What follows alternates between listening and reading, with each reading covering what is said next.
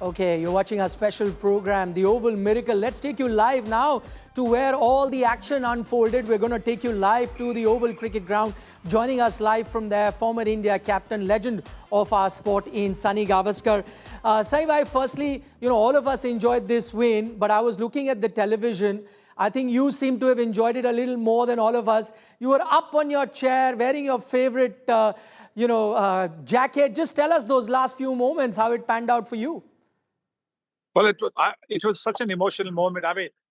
Jacket is, I wore this jacket on the last day of the Gabba test, and I haven't worn it since. Definitely not at a cricket game. And so when day before yesterday, when I presented Shubman Gill with a little memento, because I had got it on in the morning to give it to him in anticipation of him going past 774. He didn't go back, but I still wanted to present him with that. And at that time, I said to him, "Look, I was going to wear this jacket because I think it's a lucky jacket, and I wore it yesterday, and so today again when it was just." All right, we seem to have some sort of a problem with Mr. Gavaskar's connection. We'll try and re-establish that connection with Mr. Gavaskar. But he was coming to you live from the Oval Cricket Ground, as he mentioned that was his favorite jacket that he was wearing. In fact, that particular jacket he had worn on the fourth day as well. But unfortunately, the game did not get over. As you know, rain came down. There was bad light as well. Sorry, you were talking about the jacket and we heard you till there. But I'd like you to tell us about what happened when you went onto the chair. Was it impromptu? What made you stand up there celebrating that win? It was impromptu because it was just 6 runs the difference, and so a good connection from Atkinson, the ball could have gone over, and then it over the boundary. So the connection was not there. He missed it completely. Clever delivery again, anticipating that he was going to be playing a cross batted because he was looking to play the big shot. Clever bowling, clever delivery from Mohammed Siraj. So when that winning moment came, it was just emotional again, getting up and trying to celebrate another win for Indian cricket. So we are celebrating it because it is an improbable win. It is improbable, we say that, from the situation where England were at one moment. There was a stage where they were needing less than 100 runs. Both Harry Brook and Joe Root on the crease, they were looking like they will win it on a canter. Where do you think in this entire test match you began to believe that India can pull off this miracle? Where do you think was the turning point of this game? It has to be, I think, around when Joe Root got out. Harry Brook had already got out at that stage. Jacob Bethel had got out. And now Joe Root was the real load person. There was Jamie Smith, of course, who can turn the game around. But I think the wicket of Root, because Root really has been the batter who has held this team together. The sparkling stroke players like, the Duckets and the Crawleys and the Harry Brooks and the Jamie Smiths are all over there. But the person who has really held this team batting together, Joe Root. When Joe Root fished outside the off stump and was caught behind, that really was what the Indian team wanted. Because now suddenly they had two inexperienced players at either end. And therefore you could put pressure on them, which is exactly what India did. Saiba, you were there at the ground. For all of us watching from miles away on the television screen, what really changed in that final session? Because before that, even if we talk about a Joe Root dismissal or even Jacob Bethel who was looking uncomfortable, or then the batters that followed, because till then, the first two sessions, it seemed like it was a batting paradise. Something really changed from that final session. Was it the extra effort that the Indian bowlers were putting? Was it that the ball changed its nature? Was it that the pitch changed its nature? What really happened from there on where the English batters found it very tough to get back to ball? I think it got a little overcast, and that helped the ball to swing a lot more. What we've seen is that in the first 10, 15 overs, while the ball is new, it is hard. It comes onto the bat quite nicely. Then it starts to swing a little bit. And then from, say, for another 15, 20 overs, then from 35 overs onwards, 40 overs onwards, it becomes a lot easier for the batters to bat because the ball doesn't do much. But I think it was the overcast conditions that certainly helped the ball to swing a little bit. And that's where the wickets came. If you saw the wicket, Bethel, for example, was just not able to get going. And Root also had to really wait a little while to get to his 39th 100. And then he got out fishing outside to a ball that moved a little bit after pitching. So that is where the game changed. I think the overcast conditions, it had just clouded over. In the morning, it was hot, which took a lot of energy out of the bowlers and didn't allow the bowlers also the help from the atmosphere to be able to get the ball to swing and to move off the surface. So overall, apart from some good cricketing action that we've seen from both the teams, it's been a bit of a prickly series. You know, there has been a few things said on and off the field. We know what happened, you know, when 90 seconds late, the English batters came. Then a bit of a aji-baji with the groundsman as well, that handshake controversy. So it's been a bit of a prickly series. But one thing that we've seen from these Indian teams in the last decade or so, whenever they're pushed to the wall, whenever, you know, they are put under pressure, they come out with that extra spirit. Do you think it is also down to that, the character of the team, that whenever they've been pushed into a corner, they come up with their best performances? Yes, you could certainly see that. There's no question about it, because the way they fought back from difficult situations. And that is all down to the captain as well. The captain is the one who never gave up. The captain is the one who sold his wicket, dearly. He wasn't giving his wicket away even after he got 100, even after he got a double 100, even after he got 250. He wasn't giving it away.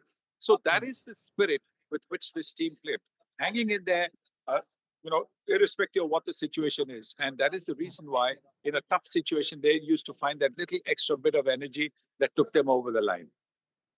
Saibai, now to the player of the series for India. It has been given to Shubman Gill. Outstanding series for him, record-breaking series for him. But I've got a message from the All India Bowling Union, and they're saying on pitches where it was good for batting, lots of runs scored, here is a man in Mohammed Siraj who picks up 23 wickets. Would you have given it to a Siraj, or do you think, no, Shubman was the right man? Well, yes, I think, there's always the saying that the bowlers win your matches. But the fact of the matter is that you've also got to score the runs. So because India didn't score the runs in the 2 test matches that they played, or didn't score enough runs, they were not able to win the match. So yes, I think he bowled his heart out, and I think he's debunked forever this business of workload. I hope that workload word goes out of the Indian cricket dictionary. I've been saying that for a long, long time. For 5 test matches, non-stop, he's bowled 6 overs, 7 over, 8 over spells, because the captain wanted it, because the country expected of him.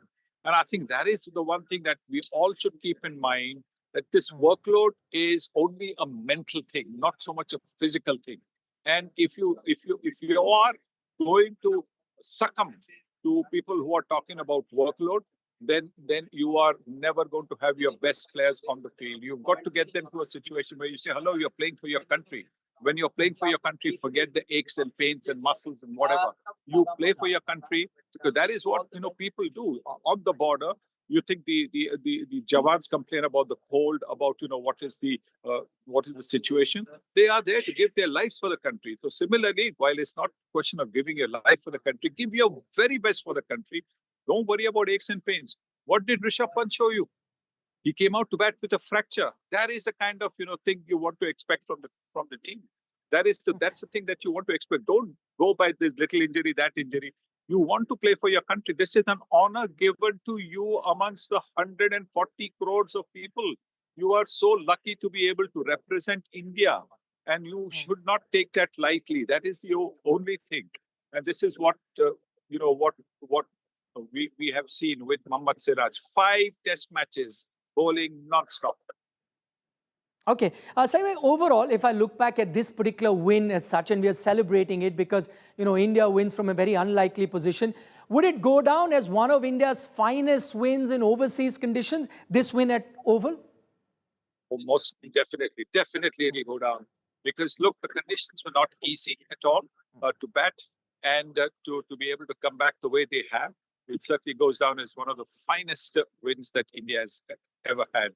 A lot of people will rate, the Gabba win, and one can understand that as well, because Gabba was almost like a second or a third string team with all your best players injured. So therefore, to win at Gabba, and Australia had never lost at Gabba till then for 30, 40 years.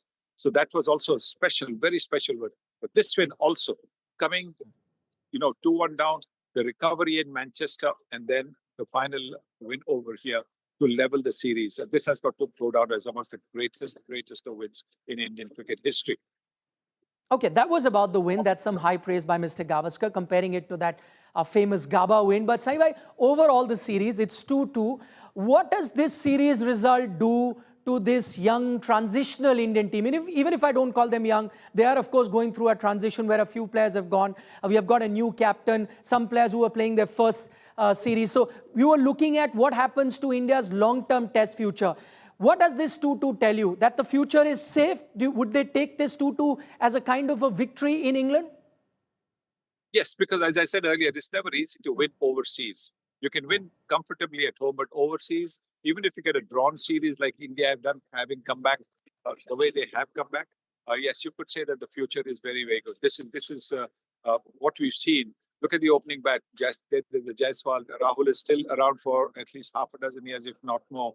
And then, you have a very good, promising player at Sai Sudarshan at 3. You've got the captain at 4. So it is a very good batting lineup. And then the bowling as well. I mean, Siraj is only 30. So he's got another 5 years at least ahead of him.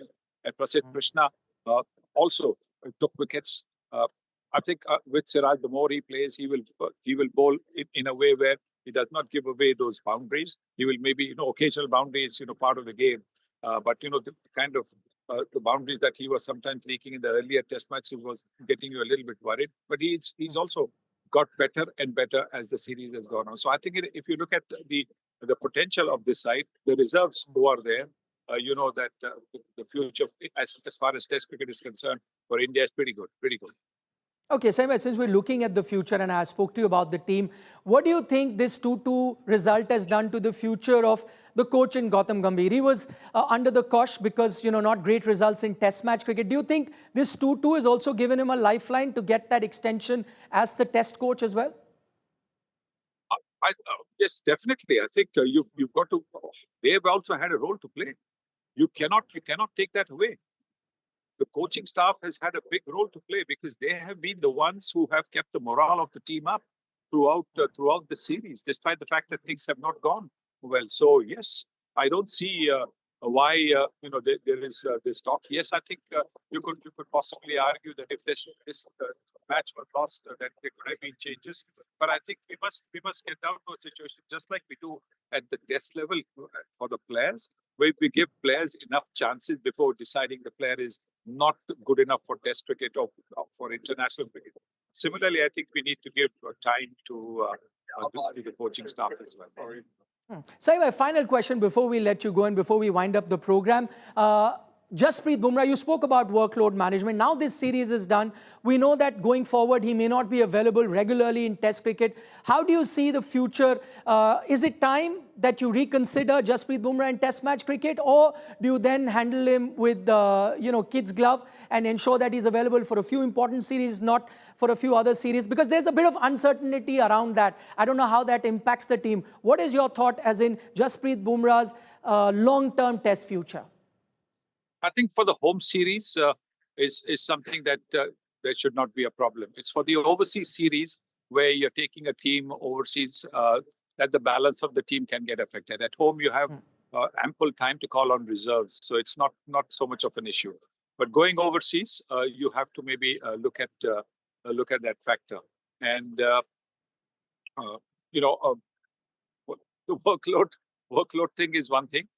But an injury thing is another thing. In his case, we are not talking about the workload. This was not a workload issue. This was, I think, a question of, what the back could take, because he's had a serious injury. And so therefore, I think that also has to be taken into consideration. When he played the test matches, he took Fifers. India might not have won, but, he took those five wickets hauls as well. So you mustn't forget what a wonderful bowler he is. All right, Mr. Gavaskar, we'll leave it at that. Thank you so much for joining us from a ground. I can see the Oval, and it is a ground that has many fine memories associated with Indian cricket, including a double hundred that Mr. Gavaskar had got on this very ground. This is a ground where India has won multiple test matches, and so him being there, the Indian team producing the result, one for the ages, it's an absolute pleasure to have him join us live from Oval. Thank you so much, Mr. Gavaskar, for joining us. I'm afraid that's all the time that we have in this special broadcast